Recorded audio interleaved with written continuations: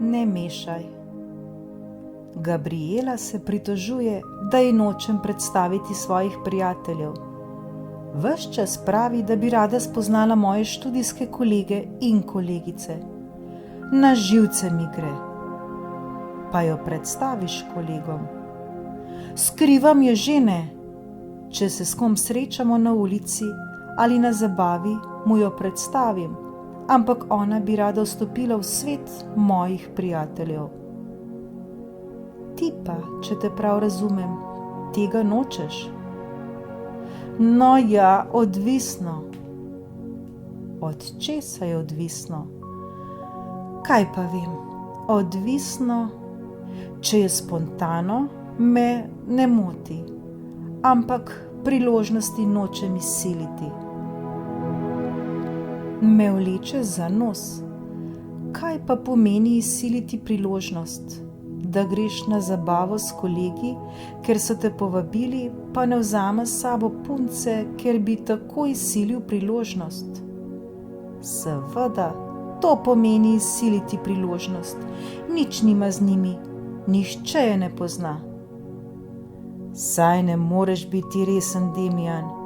Imel sem bratranca, ki je pred vsakim kosilom in večerjo kaj prigriznil, ker je trdil, da ne more jesti na prazen želodec.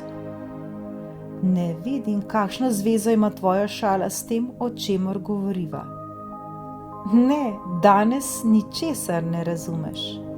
Praviš, da Gabriele ne pripelješ med prijatelje, ker je ne poznajo. Ne poznajo pa je, ker jim je ti ne predstaviš. Zakaj, Demijan? Ker Gabriela... Zakaj, Demijan? Zakaj? Da ne bi mešal. Kako to misliš? To je vendar jasno. Ne želim pomešati dveh skupin, dveh odnosov različnih vrst. Nikar ne misli, da mi je lahko. Ne jezi se le, Gabriela, tudi s prijatelji s fakultete se prepiram, saj mi tudi oni prigovarjajo, naj jo pripeljem. Nihče ne razume, da hočem, da so stvari na svojem mestu. Punca je eno, prijatelji pa so nekaj drugega. Toda povej, ali ni oboje, pa tudi vse drugo v tebi prepleteno? Zakaj torej nočeš, da bi se pomešalo? Ne vem, bajsi, ampak nočem. Tega ne počneš prvič, kaj ne? Kako to misliš? Spomnim se, da mi je že prej rekel, da paziš, da se stvari ne pomešajo. Ja, mislim, da sem ti rekel, da prijateljev nočem mešati z družino, ljudi iz kluba z ljudmi iz fakultete in podobno.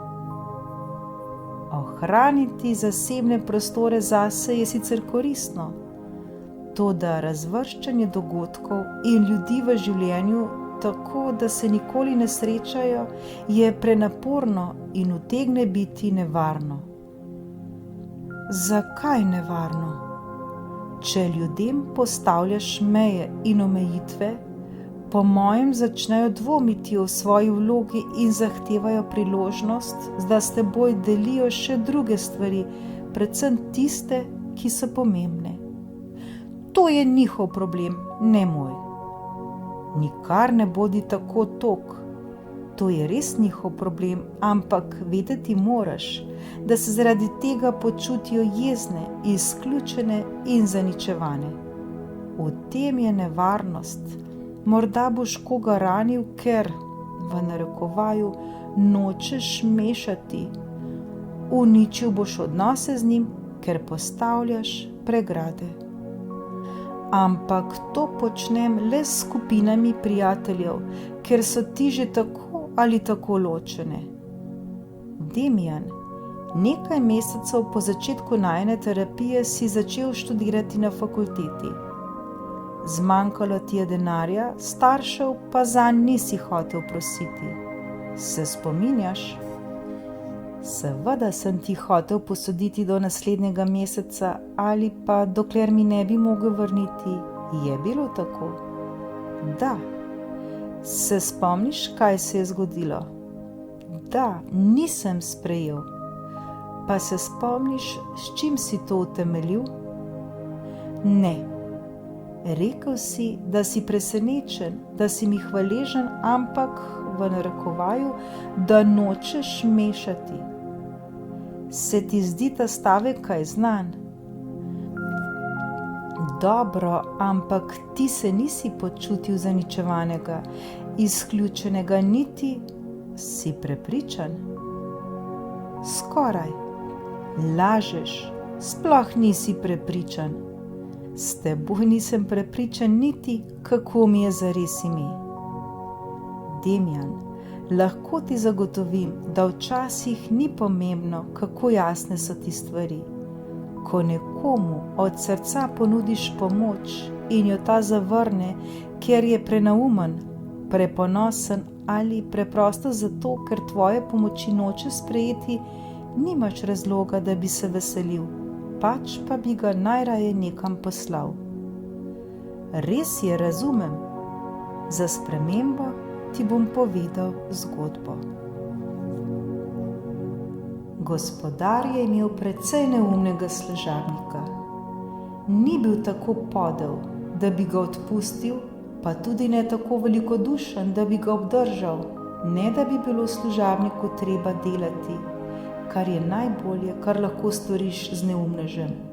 Zato mu je dajal preproste naloge, da bi bil bedak, v narekovaju, koristen. Nekega dne ga je poklical in mu rekel: pojdi v trgovino in kupi mero moke in mero sladkorja. Iz moke bomo spekli kruh, iz sladkorja pa slaščice, zato se ne smeta pomešati. Si slišal? Ne smeta se pomešati. Služabnik se je trudil, da bi si ukaz zapomnil.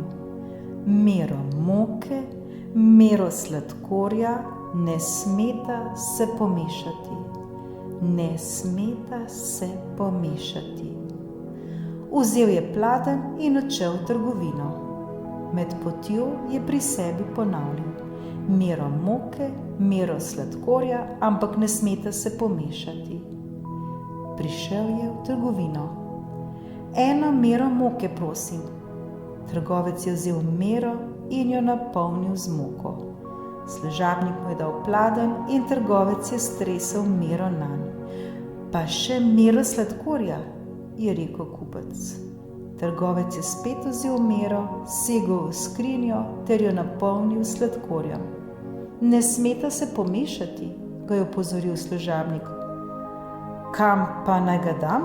Je vprašal prodajalec. Služabnik je za trenutek pomislil. Tudi to je trajalo kar nekaj časa.